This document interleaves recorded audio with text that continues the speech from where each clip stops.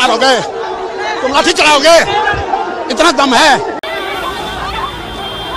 बिहार की राजनीति में एक बार फिर से हलचल तेज हो गई है।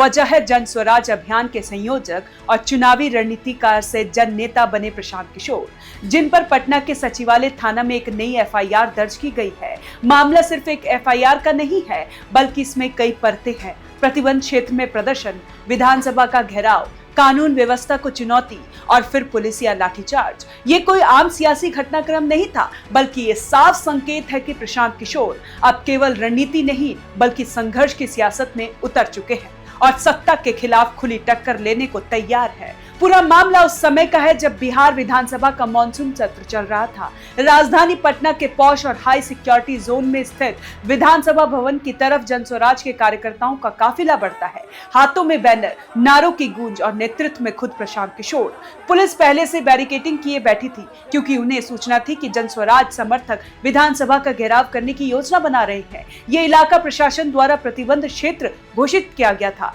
जहां किसी भी तरह के प्रदर्शन की अनुमति नहीं होती। लेकिन पीके और उनके समर्थक इस प्रतिबंध को चुनौती देने निकल गए थे अपने अंदाज में। लाठी मारोगे? तुम लाठी चलाओगे? इतना दम है? जन स्वराज का कहना था कि उनका प्रदर्शन पूरी तरह शांतिपूर्ण था। वे सिर्फ शिक्षा, स्वास्थ्य और बेरोजगारी जैसे मुद्दों पर सरकार का ध्यान खींचना चाहते हैं। लेकिन पुलिस को यह प्रदर्शन कानून व्यवस्था के लिए खतरा लगा। जब प्रदर्शनकारी बैरिकेड तोड़कर आगे बढ़े तो पुलिस ने उन्हें रोकने की कोशिश की और यहीं से शुरू हुआ असली संघर्ष। पुलिस ने लाठीचार्ज किया, कई कार्यकर्ता घायल हुए, कुछ को मौके पर ही हिरासत में ले लिया गया। खुद प्रशांत किशोर को भी पुलिस ने उठाया। तस्वीरें सामने आई, पीके को 4 पुलिसकर्मी घेर कर ले जा रहे हैं। कुछ कार्यकर्ताओं की पगड़ियां उड़ी हुई है, कपड़े फटे हैं। सोशल मीडिया पर इन तस्वीरों ने अलग ही माहौल बना दिया। एक तरफ सरकार को कटघरे में खड़ा किया गया कि क्या लोकतंत्र में शांतिपूर्ण प्रदर्शन की भी इजाजत नहीं है। वहीं प्रशासन का कहना है कि जब भीड़ बैरिकेड तोड़ने लगी तो कानून को सख्ती दिखानी ही पड़ती है। इस घटना के बाद सिटी एसपी सेंट्रल दीक्षा ने बयान दिया। मजिस्ट्रेट के बयान पर सचिवालय थाना में एफआईआर दर्ज की गई। प्रशांत किशोर और उनके 300 अज्ञात समर्थकों पर केस दर्ज किया गया है। आरोप है कि प्रतिबंध क्षेत्र में घुसने, प्रदर्शन करने और विधि व्यवस्था को प्रभावित करने की कोशिश का। ये कोई मामूली धाराएं नहीं है, इनमें से कुछ गंभीर किस्म की कानून कार्रवाई की ओर इशारा करती हैं। अब सवाल उठता है, क्या ये सिर्फ एक कानून व्यवस्था का मामला है या इसके पीछे कोई राजनीतिक रणनीति भी छिपी है? क्योंकि पीके कोई आम प्रदर्शनकारी नहीं है। वे वो व्यक्ति हैं जिन्होंने 2014 में नरेंद्र मोदी के लिए, फिर 2015 में नीतीश कुमार के लिए और 2021 में ममता बनर्जी के लिए चुनावी रणनीति बनाई थी। लेकिन अब वही पीके खुद जमीन पर उतरकर बिहार की सत्ता से सीधे टकरा रहे हैं और बिहार विधानसभा का घेराव ये उनका पहला प्रयास नहीं था, बल्कि वो पिछले 2 साल से लगातार जमीन पर चल रहे हैं, गांव-गांव पद यात्रा कर रहे हैं और हर मंच पर बिहार की बदहाली की कहानी सुना रहे हैं। बिहार में प्रयास होके के चाहिए कि ना? बिहार में बदलाव होना चाहिए कि नहीं होना चाहिए? 25 में होके के चाहिए कि 30 में? अभी होके के चाहिए कि 5 वर्ष के बाद? ए भाई सोच के बताओ, अभी होके के चाहिए कि 5 वर्ष के बाद? अभी की 30 में? 25 में कि 30 में? 25 में कि 30 में? याद रही ना? तो 3 महीना के बाद राउर जिंदगी बदले वाला बा। बिहार से गरीबी के हमने के झाड़ू मार के अब दिवाली में भगावे वाला बा।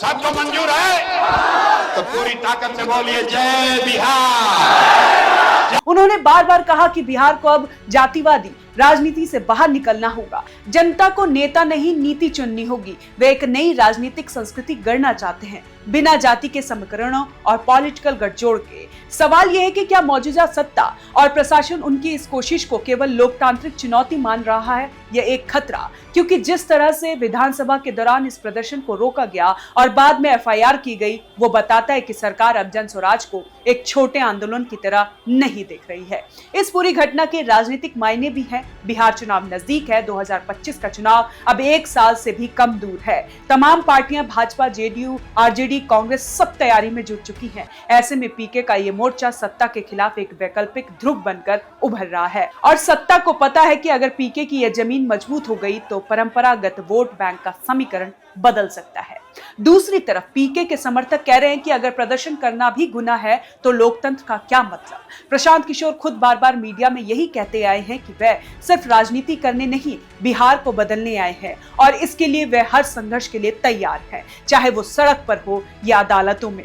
अब इस घटना के बाद दो चीजें बिल्कुल साफ है। पहली, सरकार और प्रशासन जनस्वराज को अब हल्के में नहीं ले रही है। दूसरी, पीके अब सिर्फ रणनीतिकार नहीं बल्कि लड़ाकू नेता बन चुके हैं, जिन्होंने अब नारेबाजी नहीं बल्कि सीधी टक्कर का रास्ता चुन लिया है। एफआईआर दर्ज हो चुकी है, कोर्ट कचहरी का रास्ता खुलेगा, लाठीचार्ज की जांच होगी या नहीं ये अभी साफ नहीं है, लेकिन इससे जनस्वराज के अभियान पर असर क्या पड़ेगा ये बड़ा सवाल है।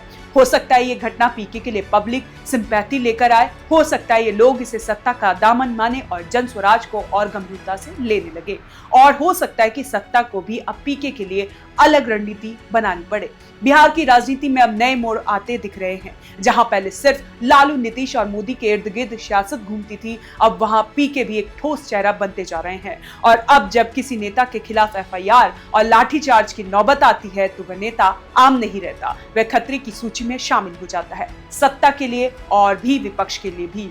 आने वाले हफ्तों में देखना दिलचस्प होगा, क्या पीके इस घटना को एक आंदोलन में बदल पाते हैं, क्या जनस्वराज इस आक्रोश को वोट में बदल पाएगा और क्या बिहार जनता इस वैकल्पिक आवाज को सुनने के लिए तैयार है। जवाब तो वक्त देगा, लेकिन शुरुआत हो चुकी है। पटना की सड़कों पर लाठी और नारे टकरा चुके हैं। अब टक्कर विधानसभा में होगी और मैदान होगा 2025 का। तो कैसी लगी आपको ये जानकारी, हमें कमेंट कर जरूर बताएं और देखते रहें one nation one group news.